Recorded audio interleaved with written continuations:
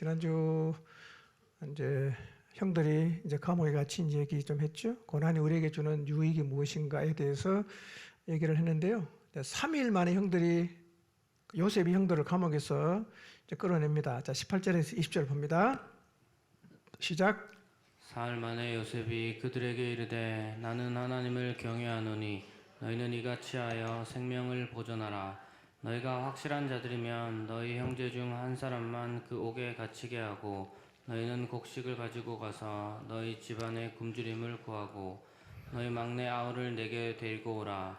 그러면 너희 말이 진실함이 되고 너희가 죽지 아니하리라 하니 그들이 그대로 하니라. 자, 형들이 감옥에 사흘을 갇혔습니다.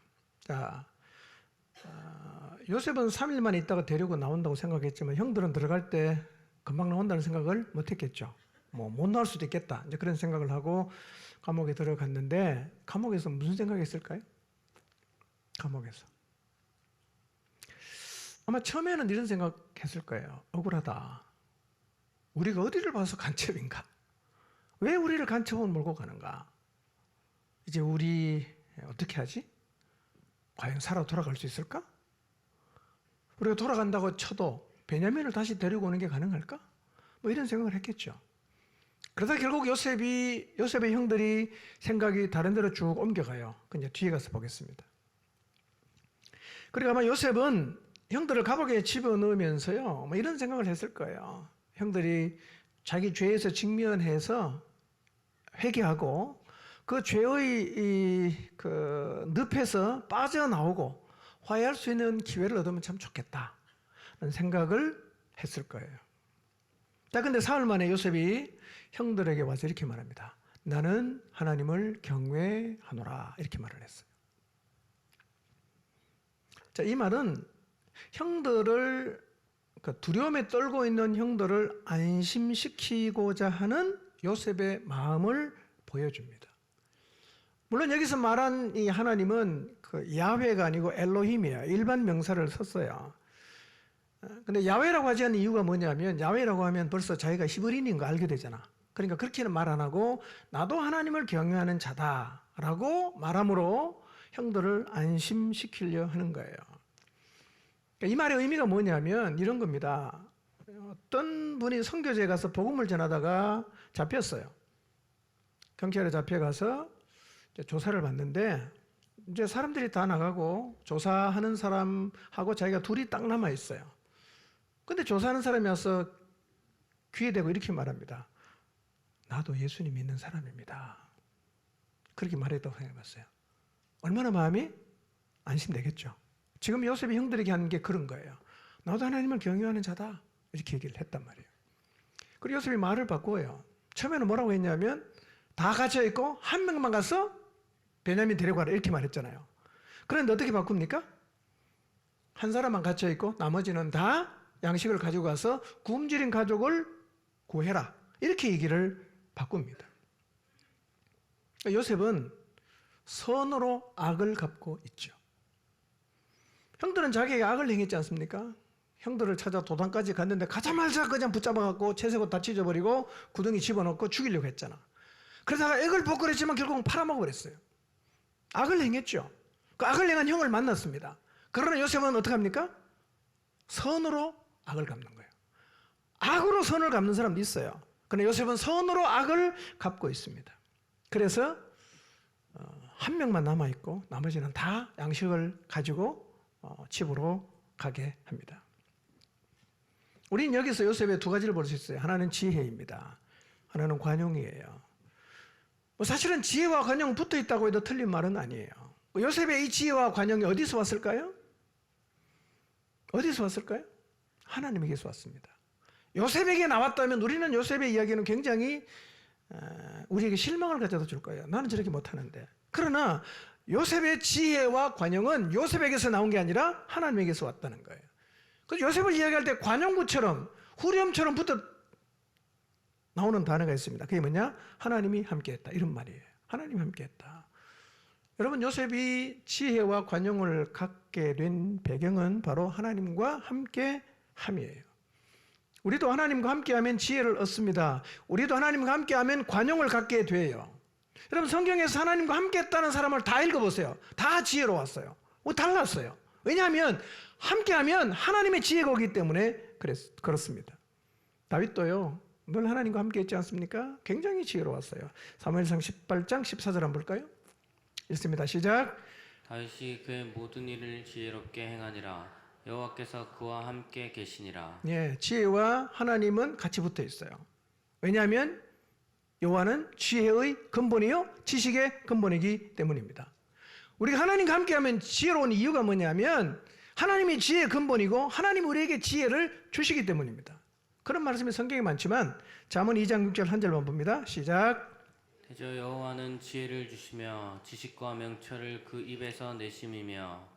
네, 여호와는 우리에게 지혜를 주십니다. 믿으시기 바랍니다. 지혜는 어디에 있어요? 여호와께 있습니다. 학벌이 중요하지 않아요. 정말 예수님 잘 믿는 사람, 정말 하나님과 동행하는 사람은요 굉장히 지혜롭습니다. 혀를 내두를 정도로 지혜로워요. 이 지혜는 어디서 오니까? 하나님에서 오기 때문에 하나님과 함께하는 사람은요 세상 사람이 깜짝 놀라는 지혜, 학교를 안 다녀도 엄청난 지혜가 있어요. 하나님으로부터 오는 지혜입니다. 근데요 하나님은 우리가 지혜 구하는 것을 굉장히 기뻐하세요. 솔로몬 얘기하시죠? 하나님이 백지수표를 줬어요. 원하는 대로 구해라. 뭘 구합니까? 부와 귀와 영광을 구하지 않았어요. 백성을 잘 다스릴 수 있는 지혜를 구했습니다. 하나님 너무 기뻐하셨습니다. 그래서 안 구한 것도 다 주셨어요. 여러분 하나님께 지혜를 구하시기 바랍니다. 우리 일상에서 얼마나 지혜가 많이 필요합니까? 이렇게 살다 보면요 너무 진실하고 사람이 좋은데 지혜가 없어서 곤란한 일을 만드는 경우들이 꽤 많아요. 저때 저렇게 말하면 안 되는데 저때 저렇게 하면 안 되는데 너무 사람은 좋은데요 지혜가 없어갖고 항상 이렇게 일을 곤란하게 만드는 사람이 있어요. 그런가 하면 굉장히 어려운 문제인데도요 지혜로 문제를 잘 풀어가는 사람도 있어요. 정말 놀라워요. 야 어떻게 저런 상황에서 충돌을 일으키지 않고 저렇게 지혜롭게 잘 이끌어가는가 탐복하는 경우도 있어요. 왜 그럽니까? 지혜입니다. 지혜가 있어서 그런 거예요. 여러분 말 한마디를 해도 작은 행동 하나를 해도 지혜를 갖게 되시기를 바랍니다. 어디서 옵니까? 하나님에게서 옵니다. 하나님과 함께 해보십시오. 여러분 굉장히 지혜로운 사람이 될 거예요. 문제를 풀게 하시는 지혜는 오직 하나님께 있다는 사실을 믿으시고 요셉이 가진 지혜를 가질 수 있도록 하나님과 함께 하시기를 바랍니다. 자 21절 23절 봅니다. 시작. 그들이 서로 말하되 우리가 아우의 일로 말미암아 범죄하였도다. 그가 우리에게 애걸할 때 그 마음의 괴로움을 보고도 듣지 아니하였으므로 이 괴로움이 우리에게 임하도다. 르우벤이 그들에게 대답하여 이르되 내가 너에게 그 아이에 대하여 죄를 짓지 말라고 하지 아니하였더냐. 그래도 너희가 듣지 아니하였느니라. 그러므로 그의 핏값을 치르게 되었도다 하니 그들 사이에 통역을 세웠으므로 그들은 요셉이 듣는 줄을 알지 못하였더라. 자 앞에서 제가 질문했죠. 형들이 3일간 감옥에 갇혀 있으면서 무슨 생각했을까? 아마 처음에는 억울하다는 생각, 그 다음에 우리가 앞으로 어떻게 되나 뭐 이런 생각을 했겠죠. 근데 지금 어떤 생각을 하고 있어요? 자기 입으로 우리가 범죄했다라는 얘기를 드디어 한 거예요. 놀라운 발전입니다. 우리가 범죄했다. 자기들 죄를 보기를 시작했어요. 여러분 우리가 살다 보면 힘든 일을 겪을 때가 있죠. 뭐 돈을 잃어버린다거나 뭐 하여튼 중요한 거를 뭐 분실하거나 이런 일을 겪죠. 제가 지난주입니다. 베트남 갔다 오다가 베트남에서 하나 흘리고 오고 김해공항에서도 하나 흘리고 왔어요. 제가 제일 중요하게 생각하는 게 이제 노트북인데 노트북을 담은 백팩을 제 생각엔 분명히 차에다 실었는데 집에 보니까 없어요. 어떻게 했을까요? 그러니까 딱 잃어버린 걸 확인하는 순간 생각이 딱 들지 않아요? 드는 생각이 있어요. 결국은 찾았어요. 우리나라는 지금 공항에 물건 놓고 오면 안 가져갑니다. 이유는 여러 가지인데 그 중에 하나가 혹시 마약이 들어있을까 봐. 잘못 들고 가면 덤탱이 서니까 잘 안 가져가거든요. 그리고 이제 뭐 그렇게 남이 쓰던 걸 이제 안 집어갈 정도로 우리가 잘 살게 됐어요. 그래서 이제 전화를 해보니까요. 3번 출구 앞에 바깥에 있는 기둥 옆에 백팩이 하나 있다는 거예요. 가서 보더니만 저게 맞아요. 또 찾아왔어요. 근데 그런 일을 딱 겪으면 드는 생각이 딱 있거든요. 아마 여러분 어떤 사건을 겪을 때, 힘든 사건을 겪을 때, 뭐 돈을 잃어버리거나 재물의 손해를 봤을 때 드는 생각이 있어요. 다 달라요. 어떤 사람이 이런 생각하죠? 아, 내가 그때 그 죄 때문에 이런 일을 당하는구나. 이런 생각을 하기도 하고요. 어떤 사람은 하나님, 내가 욕심을 너무 많이 부렸더니만 내 돈을 가져가시는구나. 이런 생각도 하고요. 어떤 사람은 내가 하나님 그 떼먹었더니만 하나님이 가져가셨다. 뭐 이런 생각도 하고요. 어떤 사람은요, 참 재물이 더덥구나. 아, 이걸 배우라고 하나님이 가져가신가 보다. 이런 생각도 하고요. 또 어떤 사람은 하나님 왜 제게 이런 일이 일어났습니까? 라고 질문을 하기도 해요. 근데 이런 일을 겪었을 때 딱 드는 생각이 뭐냐면 결국 내 살아온 과거를 보는 거거든요. 죄를 많이 지은 사람은 죄가 생각나요. 불순종을 많이 한 사람은 그게 생각납니다. 근데 아무것도 없는 사람은 하나님 도대체 이게 어떤 의미입니까? 제게 뭘 가르치시려고 이런 일을 주십니까? 라고 질문을 하게 돼요. 여러분은 이런 일을 겪으면 어떤 생각을 하게 되던가요? 딱 겪으면 드는 생각이 있어요. 전도서 7장 14절을 보면 이렇게 말합니다. 형통한 날에는 기뻐하고 곤고한 날에는 돌아봐라 그랬습니다. 여러분, 곤고한 날에는 돌아봐야 돼요. 자기 인생을 돌아봐야 됩니다. 내가 뭘 잘못 살았지? 내가 뭘 하나님 앞에 불순종했지? 곤고한 날에는 돌아보라고 말씀을 하셨는데, 형들은 간첩으로 몰리면서 감옥에 갇히는 이 억울한 일을 겪으면서 드디어 자기를 돌아봐요. 그리고 뭘 생각합니까? 자기들의 죄를 생각했습니다. 이 말은 이런 의미예요. 형들의 마음 안에 벌써 세월이 21년이 흘러갔지만 요셉을 판 죄의 문제가 여전히 해결이 안 되고 있다는 말입니다. 그래서 자기가 억울하고 괴로운 일을 겪으면서 자기의 억울함을 생각하다가 이제 뭐 생각합니까? 자기들이 억울하게 한 일이 기억이 난 거예요. 그러니까 사흘간의 감옥 체험을 통해서 21년 전에 지었던 그 죄가 그들의 마음에서 다시 수면 위로 떠올랐어요. 여러분, 지난 20여 년간 요셉 이야기는 형들에게는 꺼내면 안 되는 검기어 같은 거라고 했죠, 제가. 굉장히 고통을 당하고 있어요. 아버지는 요셉의 어려움을 늘 슬퍼하지요. 죽었다고 생각을 하는데요. 자기들은 알잖아. 어떻게 됐는지. 아버지가 너무 괴로워합니다. 근데 말을 할 수는 없어. 그 아버지를 보면 너무 괴로운 거예요. 어떻게 할 수도 없고. 늘 마음에 죄책으로 남아 있어요. 그러니까 이 마음속에 늘 기본적으로 깔려있는 죄책감 때문에 요셉에게는 서로 안 꺼내는 거죠. 말하면 안 되는 거예요. 그런데 21년이 지났지만 지금도 여전히 그 죄가 형들의 마음을 꽁꽁 묶고 있어요. 여러분, 죄의 뒤끝이 이렇게 무섭습니다. 회개하지 않는 죄는 시간이 흘러가도 저절로 해결되지 않습니다. 그런데 간첩으로 몰려 감옥에 끌려 들어가면서 드디어 그들이 자기의 죄를 드러냅니다. 그리고 인정해요. 여러분, 죄인의 특징이 뭔지 아십니까? 죄인의 특징은 죄를 인정하지 않는 거예요. 죄인들은 이렇게 말하죠. 내가 무슨 죄를 얼마나 지었다고 그러냐? 나만 그런 게 아니잖아. 니네는 안 그러냐? 그렇게 늘 반박을 합니다. 그러나 구덩이에 빠진 형들은 드디어 자기 죄를 인정해요. 죄를 인정한다는 말은 진짜 회개가 시작이 되었다는 말입니다. 회개가 있어야 용서받을 수 있습니다. 그 죄는 시인해야 되고 죄는 토해내야 됩니다. 그래야 용서받을 수 있어요. 여러분, 하나님께 용서받지 못할 죄가 있습니까? 아무리 큰 죄도 하나님은 다 용서하십니다. 근데 우리가 용서받지 못하는 이유가 뭡니까? 그 죄를 인정 안 하기 때문입니다. 나만 그랬냐? 다 그랬는데. 너도 그랬잖아. 너도 그랬잖아. 그래서요, 죄는 특성이 뭐냐? 공범을 계속 찾는 거예요. 공범이 있으면 그래도 죄의 짐이 가벼워지는 것 같이 느껴집니다. 그 자꾸 끌어들이는 거예요. 나만 한 게 아니고 너도 했으니까 안심이 된단 말이에요. 죄를 회개하면 그때 드는 생각이 이겁니다. 상처를 준 게 생각이 납니다. 우리가 살면서 서로 상처를 주고받지요. 그런데 죄를 회개하지 않을 때는 상처 받은 것만 생각합니다. 받은 것만 다 생각해요. 그런데 회개한 사람은 받은 상처를 기억하는 게 아니라 준 상처를 기억합니다. 아, 내가 이런 상처를 줬구나. 내가 그 친구에 이런 상처를 줬구나. 그래서 하나님은 우리를 가끔씩은 구덩이에 빠지게 하십니다. 이유는 뭘까요? 자기를 돌아보라고.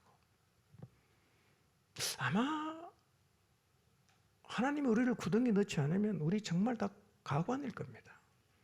죄를 짓고도 뻔뻔하고 큰 소리 치고 뭐가 문제냐고 정말 그냥 더불어 사는 게 힘들 거예요. 그러나 하나님 우리를 만들어 가시면서 가끔씩은 구덩이 집어넣어요. 자기를 돌아보게 하십니다. 받은 상처가 아니라 준 상처를 기억하게 하십니다. 여러분, 그렇기 때문에 구덩이에 빠질 때 완악한 마음을 갖지 말고 자기를 돌아보십시오. 자기 죄를 돌아보십시오. 상처받은 게 아니라 준 거를 기억하십시오. 그리고 죄를 인정하는 자리에 서시기를 바랍니다. 죄인의 특징은 상처 준 것만 생각하는데요. 의인은 어떤 특징이냐? 자기가 용서받은 죄인인 걸 알기 때문에 늘 자기가 죄를 지었다고 말합니다. 형들은 3일간의 감옥 체험을 통해서 21년 전에 그가 요셉에게 지었던 죄를 떠올리고 연관을 시킵니다. 성령께서 보게 하신 거죠. 여러분, 성령님은 지금도 우리 안에서 우리의 죄를 드러내시고 깨닫게 하십니다. 구덩이에 빠질 때 숨겨진 죄를 보고 회개하는 은혜가 있기를 바랍니다. 그냥 로벤이 한마디 합니다. 내가 너희에게 그 아이에 대하여 죄를 짓지 말라고 하지 아니하였더냐? 그래도 너희가 듣지 아니하였으므로 그 핏값을 치르게 되었다고 질책합니다. 여러분, 당시에 야곱의 아들들도요, 노아 시대부터 쭉 내려오는 피 흘린 자는 반드시 핏값을 치른다는 법칙을 알고 있었을 것입니다. 그러니까 우리가 여기서 생각해야 될 게 있어요. 우리의 죄를 위해서 누군가가 핏값을 치렀다는 사실을 알아야 합니다. 내가 지은 죄를 해결하기 위해서 누군가가 핏값을 치렀습니다. 우리가 죄를 가벼이 여기는 이유가 뭘까요? 핏값을 잘 몰라서 그래요. 핏값의 무게를 안다면 우리가 쉽게 죄를 반복하지는 않을 거예요. 우리의 구원이 어디에서 왔는지, 우리의 죄를 사하기 위해서 그리스도께서 치르신 핏값이 얼마나 대단한 것인지를 우리가 확연히 깨닫는다면 아마 우리가 죄를 쉽게 짓지 않게 될 것입니다. 여러분, 출애굽기 11장 4절 이후의 말씀을 쭉 읽어보면 첫 번째 유월절 때 죽음의 천사가 다 집집마다 방문합니다. 그런데 유월하는, 넘어가는 집이 있습니다. 어떤 집입니까? 문 인방과 설주에 피가 발려진 집은 넘어갔어요.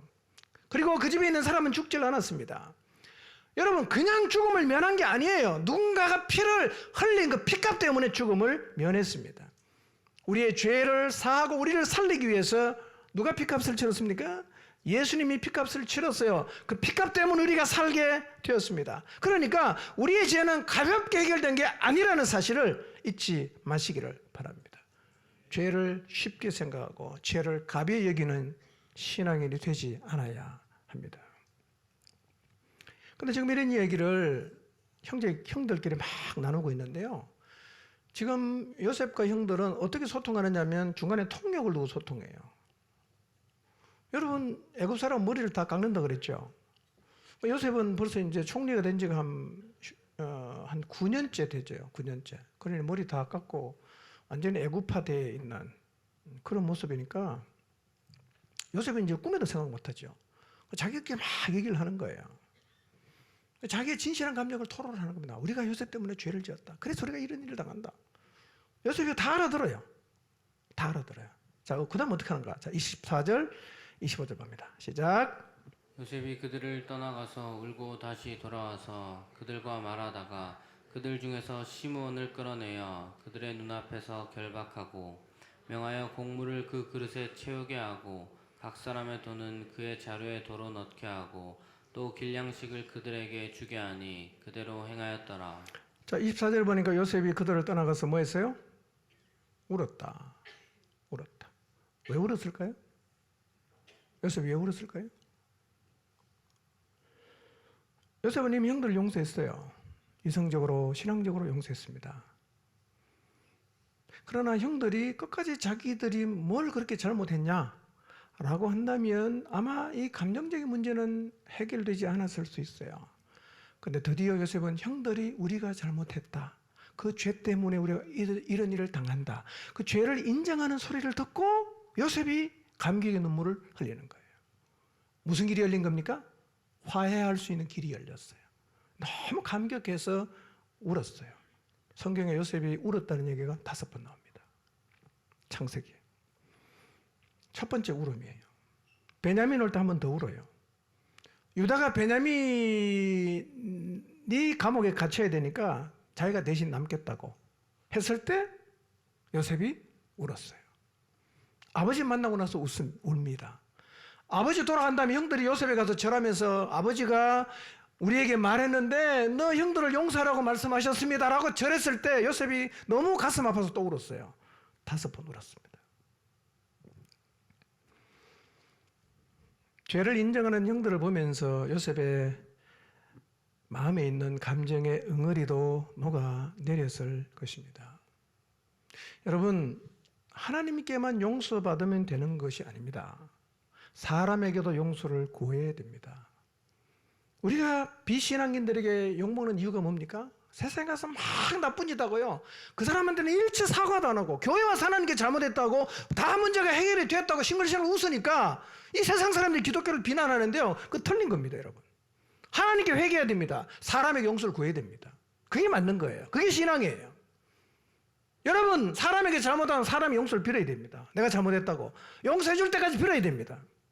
우리는 그걸 안 하는 거예요. 그냥 하나님께서 회개했다 그럼 끝이야. 그걸 비난하는 영화가 미량이라는 영화잖아.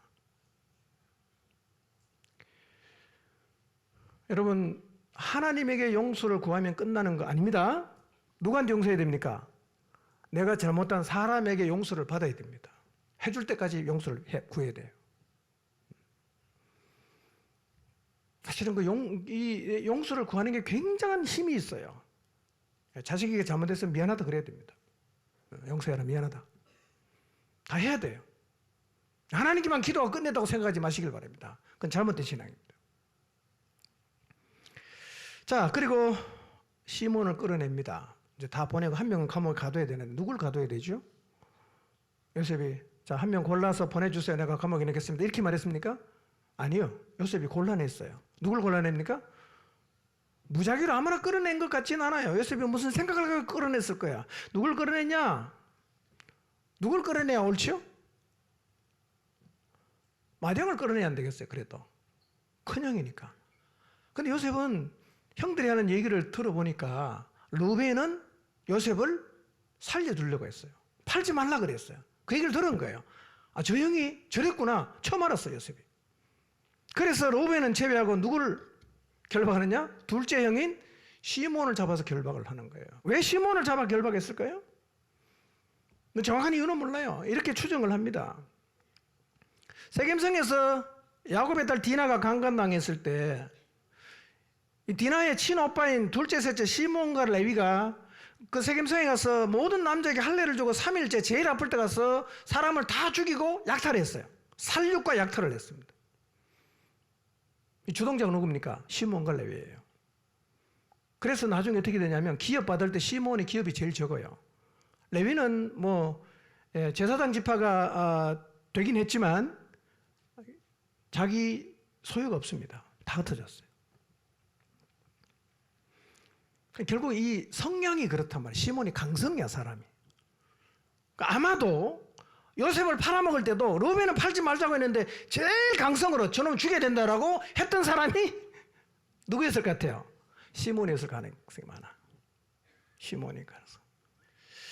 그래서 요셉은 너무 열받아갖고 저놈의 새끼 내가 좀 고생시키자 이렇게 해서 감옥에 가둔 게 아니고, 그런 강한 사람은 혼자 있는 시간이 필요해요. 고난이 좀 더 필요하단 말이에요. 그래서 시몬을 잡아다가 감옥에 집어넣었다는 거예요. 자, 그리고 요셉이 곡물을 담은 자루에다가 돈도 다시 다 집어넣으라 그럽니다. 길에서 먹을 양식도 다 줍니다. 자, 26절 28절이었습니다. 시작.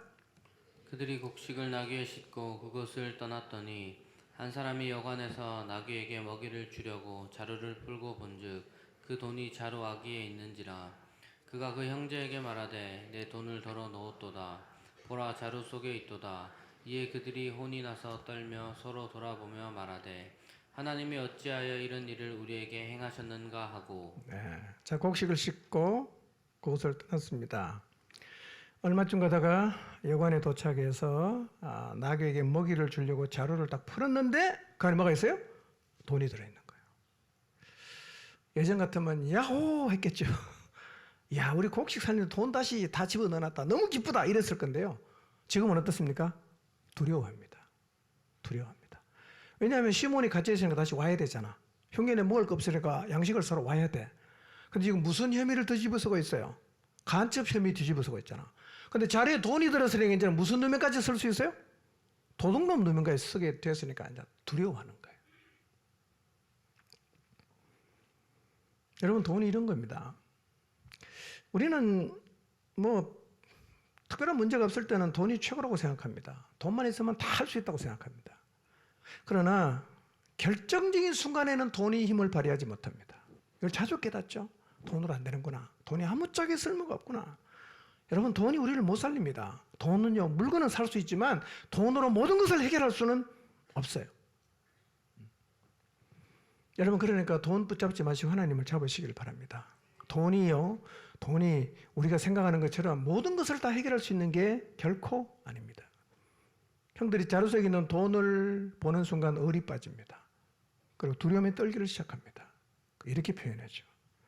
하나님이 어찌하여 이런 일을 우리에게 행하셨는고. 여러분, 형들의 입에서 하나님이라는 말이 처음 나옵니다. 하나님이라는 말이 나와요. 고난과 이해되지 않는 일을 겪으면서 형들이 바뀌어요. 그리고 드디어 누구를 생각합니까? 하나님을 생각합니다. 하나님. 여러분, 그냥 우리가 어려움 없이 그냥 신앙생활 할 때는요, 이런 생각을 잘 못하는데요. 구덩이 체험을 하면 우리가 진실한 마음으로 이런 생각을 하게 돼요. 온 몸과 마음으로 고난을 통과할 때 하나님을 바라볼 수 있다면 이것은 복입니다. 여러분, 우리의 삶을 어떤 시각으로 봐야 될까요? 지금 여러분의 삶 가운데 혹시 이해되지 않는 일이 일어나고 있습니까? 어떤 사람 때문에 지금 여러분의 삶이 힘겨워지고 있습니까?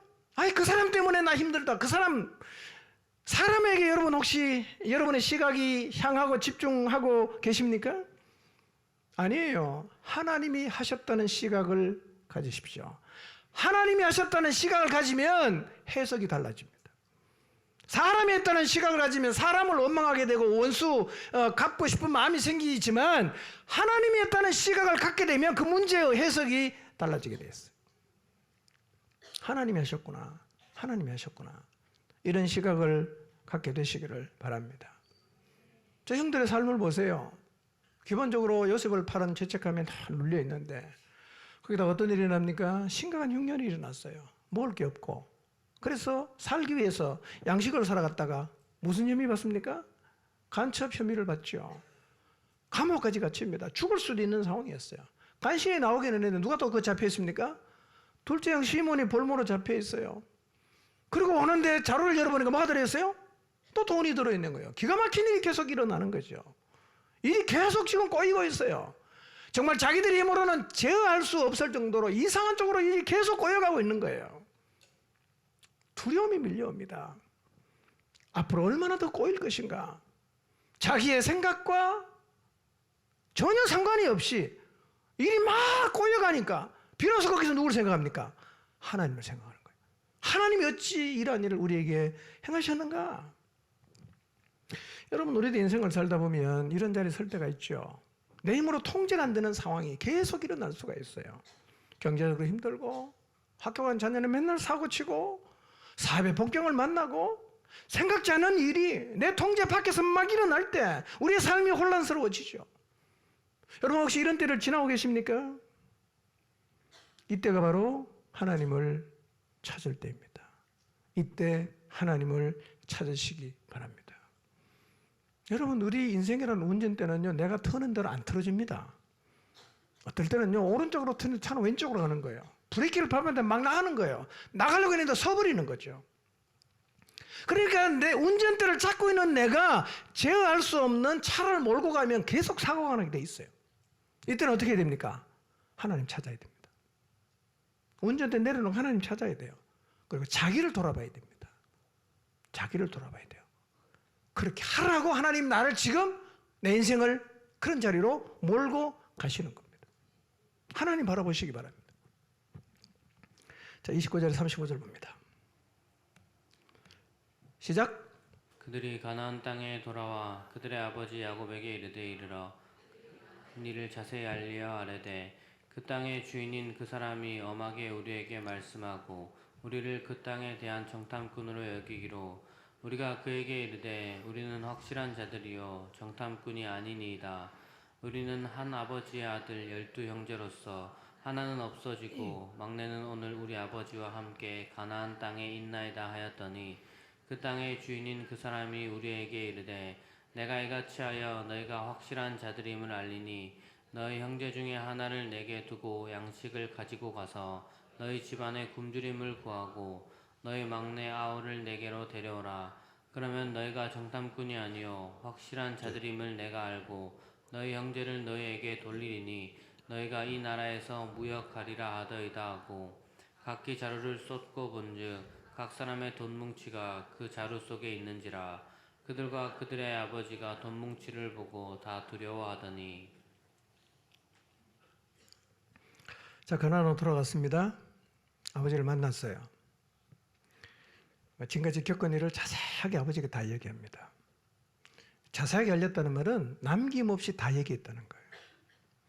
정탐꾼으로 몰린 얘기, 가족사를 말할 수밖에 없었던 상황, 막내를 데리고 가야만 누명을 벗을 수 있다는 얘기 다 했어요. 근데 사실 이 얘기는 읽어보면 앞에 있는 얘기를 반복하는 거죠. 같은 얘기를 또 적어놨어요. 의미 없이 읽으면 좀 지겹죠. 앞에 다 봤는데 뭘 또 이걸 반복하나 이런 생각이 들 수 있어요. 왜 반복할까요? 중요하다는 얘기입니다. 여러분 집에서 부모님이 반복해서 하는 얘기가 뭐예요? 제일 중요한 얘기예요. 공부해라, 밥 먹어라, 이불 개라, 이게 제일 중요한 얘기야. 예. 우린 그 말 잔소리 듣지만요, 인생을 살면 그게 제일 중요한 겁니다. 이불 개는 굉장히 중요합니다. 예. 자고 일어나서 이불 잘 개는 사람하고 이불 안 개는 사람 달라요. 예. 자, 근데 이 이야기를 통해서 우리가 보게 되는 중요한 게 하나가 있습니다. 그게 뭐냐면 형들이 정직해졌다는 거예요. 잘 읽어보면 빼고 보태는 전달 사고가 없어요. 다 얘기했어요. 근데 원래 이 집이 정직한 집입니까? 안 정직한 집이잖아. 아버지부터 얼마나 거짓말을 잘했어. 잘했어요. 형들은 어떻습니까? 동생 팔아먹고 동생 옷에다가 염소 피 묻혀갖고 아버지 이거 누군지 보십시오 라고 거짓말했던 형들이요. 집안이 그래요. 근데 지금은 정직해졌어요. 통제할 수 없는 일을 겪으면서 하나님을 찾아요. 있는 그대로 말합니다. 달라졌어요. 술을 안 쓰는 거죠. 거짓말이 뭡니까 여러분? 거짓말은요, 좀 보태고 좀 빼는 거예요. 제일 나쁜 거짓말이 뭔지 아십니까? 90% 진실에 10% 거짓말이 제일 악한 거짓말이에요. 차라리 100% 거짓말은 괜찮아. 그건 안 속으니까. 금방 들통납니다. 근데 90% 진실에 10% 거짓말을 섞으면요, 이건 정말 악한 거예요. 사람이 속습니다. 예. 다 그럴듯한데 조금 틀려. 몇 마디 중요한 거 뺐어요. 이게 제일 악한 거짓말이에요. 거짓말하지 마시기 바랍니다. 예. 욕을 얻어먹어도 안 했으면 안 했다 그러고 잘못하면 잘못했다 그래야죠. 말을 조금 트는 거예요. 90%는 지지 10%는 틀려. 예. 그럼 또 열받아갖고 불러라, 전화해라. 예. 교회는 사실은 뭐 그런 일이 일어날 수도 있지만요, 그 우리가 참 미숙하다는 걸 보여주는 거죠. 우리 아직 멀었다, 이걸 보여주는 겁니다, 여러분. 예. 억울한 거 못 참고 막 밝히려 하는 사람은요, 요셉을 좀 생각해 보세요. 요셉 억울할 때 가만히 있잖아요. 저도 사실 요셉 보면 많이 배웁니다. 많이 배웠어요. 제가 이 요셉 말씀을 준비하면서요, 제 삶을 돌아보니까 제가 생각했던 변한 것 같아. 요셉한테 배웠어요. 아, 이렇게 사는 거구나. 이게 바른 태도구나. 예. 아마 여러분도 배웠으리라고 생각합니다. 왜 정직하지 못할까요? 정직할 힘은 결과를 맡길 수 있는 데서 나오는 거예요. 여러분, 나쁜 사람은 아닌데 거짓말하는 사람이 있죠? 꼭 말을 하면 그대로 안 하고 빼거나 더하거나 이렇게 하는 사람이 있어요. 거짓말은 결국 다 드러나잖아요. 늘 일을 그르치는 거죠. 근데 왜 우리가 말을 빼고 더합니까? 내가 판단해서 요 말을 빼면 결과가 좋을 것 같고 내가 판단해 조금 보태면 결과가 좋겠다고 생각해서 더하고 빼는데요. 이러다가 늘 사고치는 겁니다. 여러분, 우리가 하나님 말씀에 순종하지 못하는 이유도 비슷해요. 우리 하나님 말씀 들었을 때 왜 순종이 잘 안 되냐? 우리가 그 말씀을 듣고 결과를 예단해 보는 거예요. 이 말은 하면 이렇게 되겠네? 안 하면 이렇게 되겠네? 그래갖고 순종과 불순종을 본인이 결정한단 말이에요. 여러분, 순종의 여부는 우리가 판단하는 게 아니에요. 우리의 판단으로 말씀을 제어해도 안 됩니다. 어떤 결과가 나오든지 하나님께 다 맡기고 그냥 해야 됩니다. 그게 믿음이에요. 이 영의 사람이 그런 사람이에요. 여러분, 혼적인 사람과 영적인 사람의 차이가 뭔지 아십니까? 혼적인 사람은 늘 생각하는 거예요. 머리 굴려요. 할까 말까 계산해 봅니다. 그래서 답이 안 나오면 순종 안 한단 말이에요. 영적인 사람은요, 하나님을 믿어요. 그냥 합니다. 그래서 영적인 사람의 특징은 하나님 말씀 순종하는 게 쉬워요. 근데 혼적인 사람의 특징이 뭐냐? 순종이 너무너무 힘들어요. 안 받아들여져. 근데 순종해야 되니까 억지로 가는 거예요. 가다가 곧 멈춥니다. 저는 여러분이 혼의 사람이 아니라 영의 사람이 되기를 바랍니다. 영의 사람이 되면요, 순종이 쉽습니다. 이유가 뭐냐? 믿으니까요. 그냥 순종하는 거예요. 여러분, 부자 청년에게 예수님께서 네 재산 팔아서 가난한 사람에게 나눠주고 나를 따르라 그랬죠. 부자 청년은 어떻게 합니까? 생각하는 거죠. 이 재산 다 팔아라고? 가난한 사람 나눠주라고? 뭐가 남지? 내가 손해네? 안 팔고 안 따라갔어요. 왜 순종이 안 됩니까? 자기가 결과를 계산해 본 거지요. 그러니까 우리가 하나님 말씀 앞에 순종이 안 되는 이유가 뭐냐면 우리가 자꾸 마음으로, 생각으로, 머리를 굴리기 때문에 그런 겁니다, 여러분. 말씀을 들었을 때는요, 우리가 결과를 예단하면 안 되고 그냥 말씀을 믿고 순종해야 됩니다. 이게 신앙이에요. 이게 신앙이에요. 자, 모이기를 힘쓰라고 하셨으면 어떻게 하면 되죠? 그냥 모이기를 힘쓰면 돼요. 모이기를 힘쓰라는 말씀을 들을 때 목사님이 현실을 몰라서 저런 얘기한다, 목사님은 직장생활을 안 해봐서 저런 이야기한다 라고 생각하면 그 사람은 순종이 안 돼요. 이미 결과를 내가 예단한단 말이에요. 기도를 하라고 하면 왜 매일 기도해야 되냐, 그 현실에 무슨 도움이 되냐, 그렇게 생각하면 이미 기도를 안 합니다. 그 사람은요. 하나님 말씀은 영혼의 양식이다, 매일 먹어야 된다, 바쁜데 어떻게 그걸 매일 성경 읽을 수 있냐, 이렇게 질문하는 사람은 성경을 안 읽게 됩니다. 생각하니까 순종이 안 되는 거예요. 우리는 하나님 말씀, 지혜의 근본이 되신 그분의 말씀 자체에 지혜가 있고 그 말씀이 책임을 진다는 믿음을 가지고 순종을 해야 됩니다. 이게 뭐냐? 이걸 신앙이라고 그러는 거예요. 결과를 내가 예단 안 해요. 말씀을 믿어요. 말씀이 최선으로 이끈다는 걸 그냥 믿어요. 그냥 하는 거예요. 이런 믿음을 갖게 되시기를 바랍니다. 자꾸 말씀에 털을 달고 왜 그래야 되냐, 안 그러면 안 되냐, 뭐 저기는 안 하던데 이런 얘기를 자꾸 하지 마시고요, 말씀 자체를 믿으시기를 바랍니다. 성경에 하나님이 말씀하시면 그냥 해야 됩니다. 그게 뭐라고요? 그게 신앙이에요. 말씀을 안 믿는 게 무슨 믿음이에요? 그 믿음도 아니지. 여러분, 스데반이 죽을 때 자기를 향해 돌 던지는 군중을 향한 기도를 합니다. 저들을 용서해달라고 기도하죠. 이 광경을 누가 지켜봤습니까? 핍박자 사울이 봤어요. 이 광경을 지켜본 핍박자 사울이 전도자 바울로 바뀌었죠. 자, 그러면 스데반은 전도자가 될 사울이 보고 있었기 때문에 용서해달라고 기도했습니까? 아니에요. 그냥 하나님 말씀에 순종한 거예요. 결과를 전혀 예단하지 않았습니다. 하나님 시키는 대로 저들의 죄를 용서해 주십시오 라고 기도를 했어요. 그런데 결국 그 스데반의 기도가 누구를 변화시킵니까? 사울을 변화시켰습니다. 결과에 예단하지 마시고 하나님 말씀하시면 그냥 순종하십시오. 그러면 여러분의 순종을 통해서 누군가가 변화될 수 있고 여러분의 순종을 통해서 누군가 새로운 삶의 길을 찾게 될 것입니다. 형들이 변했어요. 베냐민 데리고 가야 된다 말하면 아버지가 안 보내줄 줄 알죠. 근데 말했어요. 고난을 통해서 형들이 변한 거예요. 깊이가 생겼습니다. 감당할 수 없을 정도로 계속 꼬여가는 상황 앞에서 형들은 우리 힘으로 안 되는구나 라고 내려놨습니다. 그리고 있는 그대로 다 얘기하기 시작합니다. 저는 이런 은혜를 여러분도 있게 되시기를 바랍니다. 자, 집에 와서 각 사람이 자료를 다 쏟아냈는데 그 안에 뭐가 있죠? 돈이 자료마다 다 들어있는 거예요. 요셉은 호의로 돈을 넣었어요. 나는 돈 필요 없으니까 다 돌려보내줬어요. 다음에 공식 살을 때 필요하니까 다 돌려보냈어요. 그런데 죄를 지었던 형들과 아버지는 다 돈을 보고 두려워합니다. 이 돌발 상황이 계속되니까요. 두려워지는 거예요. 마음이 그냥 녹아내립니다. 자, 36절 38절입니다. 시작. 그들의 아버지 야곱이 그들에게 이르되 너희가 나에게 내 자식들을 잃게 하도다.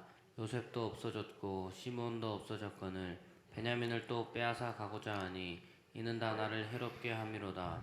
루벤이 그의 아버지에게 말하여 이르되 내가 그를 아버지께로 데리고 오지 아니하거든 내 두 아들을 죽이소서. 그를 내 손에 맡기소서. 내가 그를 아버지께로 데리고 돌아오리이다. 야곱이 이르되 내 아들은 너희와 함께 내려가지 못하리니 그의 형은 죽고 그만 남았음이라. 만일 너희가 가는 길에서 재난이 그에게 미치면 너희가 내 흰머리를 슬퍼하며 수울로 내려가게 함이 되리라. 자, 자식들이 가나안 애굽에 갔다 온 보고를 쫙 다 했어요. 야곱의 대답입니다.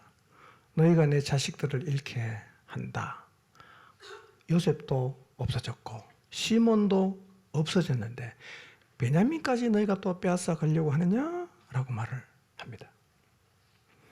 여러분, 야곱은 여전히 베냐민을 놓지 못합니다. 얘기 들어보니까 머리로는 보내야 되는 거 알아. 근데 못 놔요. 아는데 놓지 못하는 거죠. 이런 얘기입니다. 야곱은 아직도 자기 인생을 자기가 꽉 잡고 있습니다. 내가 지켜야 돼. 내가 해야 돼. 안 놓으려고 합니다. 우리도 이러고 있을 수 있어요. 하나님의 뜻이 뭔지를 알아요. 근데 이거 너무 죽는 줄 알아. 놓아야 되는 줄 알아요. 근데 절대로 못 놔요.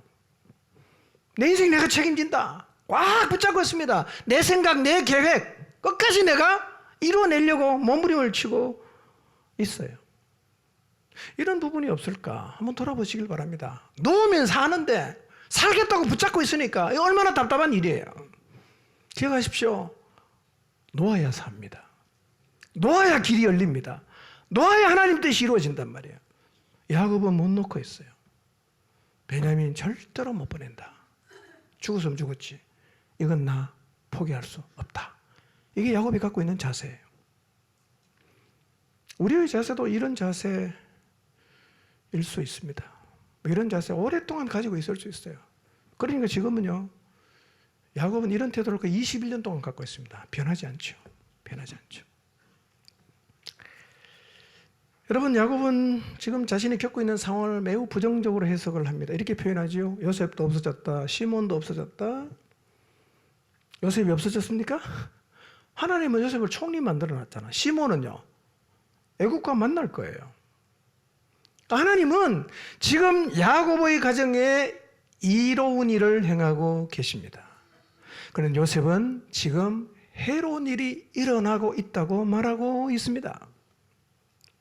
오늘 우리도 우리의 삶 가운데 행하시는 하나님의 역사를 이렇게 부정적으로 해석하고 있을 수가 있습니다. 상황에 몰리고 건강에 문제가 생기고 경제적인 어려움이 생기고 예상하지 못한 일이 생겨서 고통을 당하게 되면 우리는 이것이 해로운 일이라고 생각합니다. 여러분, 지금 여러분이 겪고 있는 여러분의 삶에서 일어나고 있는 그 일이 해로운 일이라고 생각하십니까? 한번 생각해 보십시오. 하나님 안에 있는 우리에게 일어나는 모든 일은 다 이로운 일입니다. 하나님은 그 일을 통해서 그분의 뜻을 이루어 가십니다. 잊지 마십시오. 하나님은 우리를 해롭게 하지 않으십니다.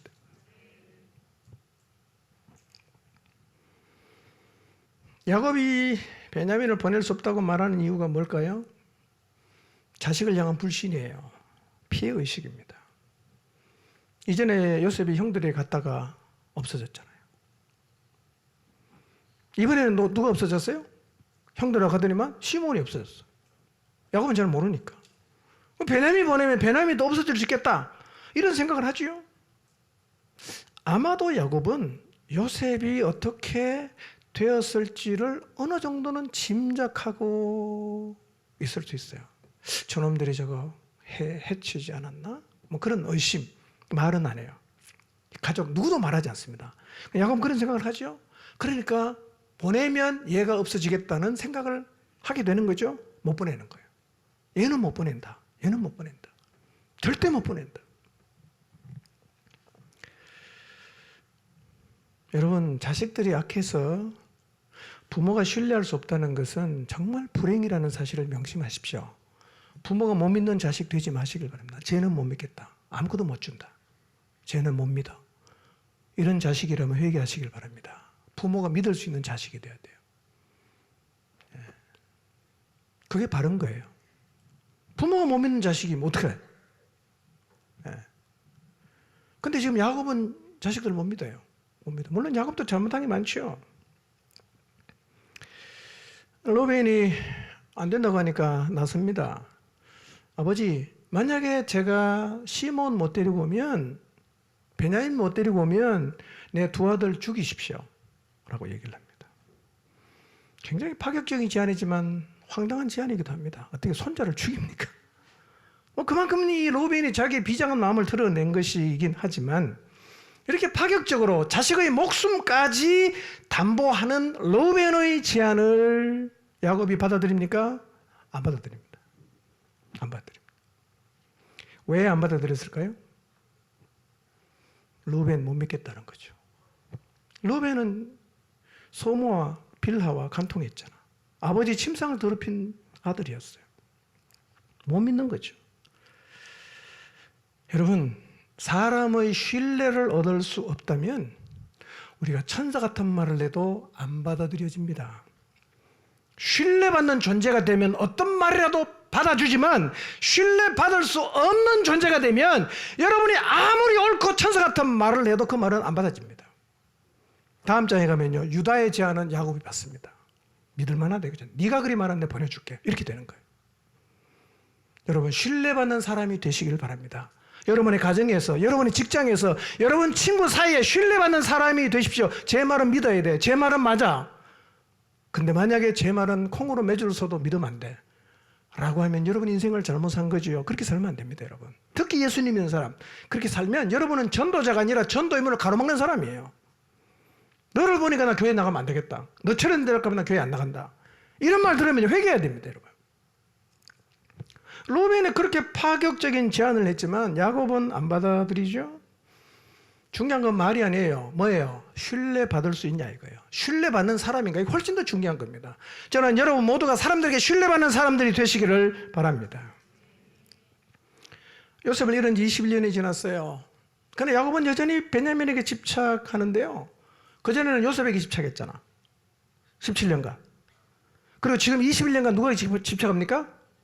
베냐민에게. 그러니까 38년 동안 라헬이 낳았던 두 아들에게만 집착합니다. 그 야곱 얘기를 들어보면요, 다른 형제는 죽어도 괜찮아요. 누구는 안 돼? 베냐민은 죽으면 안 돼. 뭔 말입니까? 너는 내 아들도 아니다, 이런 말 아니에요? 그 형제들이 얼마나 상처를 받겠어요. 이런 야곱의 태도가 38년이 지나도 안 변한다는 거예요. 근데 야곱이 믿음의 조상 아닙니까? 믿음의 조상. 아브라함, 이삭, 야곱. 믿음의 조상이 이렇게 삽니까? 우리 아브라함도 살펴봤죠? 우리랑 비슷하죠? 이삭은요? 비슷하죠? 혹시 이런 생각을 하시면 안 됩니다. 그분들보다 내가 낫다. 내가 성경을 잘 보니까 그분들은 내가 훨씬 낫다. 이 사람은 자기를 못 보는 사람이에요. 만약에 한 번이라도 그런 생각이 있다면 여러분 하나님 앞에 자기를 잘 돌아봐야 됩니다. 죄송한 얘기, 그 사람 구덩이 좀 빠져야 돼요. 주제 파악이 안 되는 거예요. 그 무슨 얘기예요? 사람은 쉽게 안 변한다는 겁니다. 야곱만 안 변하는 게 아니라 우리도 안 변하잖아요. 자, 목회해 보니까요, 수십 년 지나도 안 변한 사람이 있습니다. 똑같아요. 여러분, 변화는 뭐가 변하냐면 태도가 바뀌어야 됩니다. 태도가 안 바뀌는 변화는 변화가 아니에요. 수십 년이 지나도 태도가 똑같아. 늘 부정적이고 늘 대들고 똑같아요. 이건 안 변한 거예요. 여러분, 야곱만 안 변한 겁니까? 우리도 안 변하잖아. 수십 년 지나도 안 변하잖아. 똑같잖아.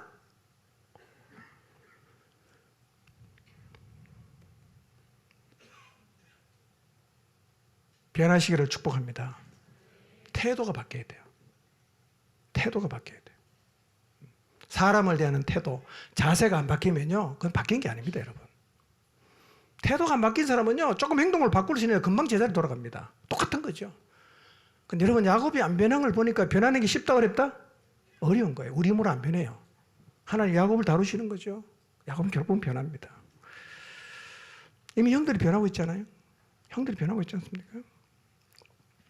여러분, 지금 우리의 삶에서 기가 막히고 해로워 보이는 일이 일어나고 야곱처럼 내가 변하지 않고 그가 변하지 않아도 그러나 하나님의 뜻이 이루어지고 있다는 사실은 잊지 마시기를 바랍니다. 그분은 착한 일을 시작하시면 완성하시는 분이에요. 하나님 일은 시작이 되었고 반드시 이루어질 것입니다. 38절로 끝나질 않아요. 38절은 볼까요? 다시 시작. 야곱이 이르되 내 아들은 너희와 함께 내려가지 못하리니 그의 형은 죽고 그만 남았음이라. 만일 너희가 가는 길에서 재난이 그에게 미치면 너희가 내 흰머리를 슬퍼하며 수월로 내려가게 함이 되리라. 자, 야곱은 지금 변하지 않아요. 끝까지 붙잡고 있습니다. 변함이 못 놓는다. 난 죽었으면 죽었지 못 놓는다. 이렇게 얘기를 하고 있죠. 기억하십시오. 하나님의 역사는 이렇게 끝나지는 않습니다. 이 끝이 아니에요. 과정이에요. 여러분, 하나님의 역사는 절대로 이렇게 끝나지 않습니다. 그러니까 지금 여러분의 삶의 상황이 어떠든지 간에 결국은 하나님이 그분의 뜻을 이루어 간다는 사실을 믿으십시오. 그리고 지금 서 있는 자리가 어디든지 간에 그 자리에서 하나님을 붙잡고 하나님을 기억하면서 한 걸음 한 걸음 순종하며 나가시기를 바랍니다.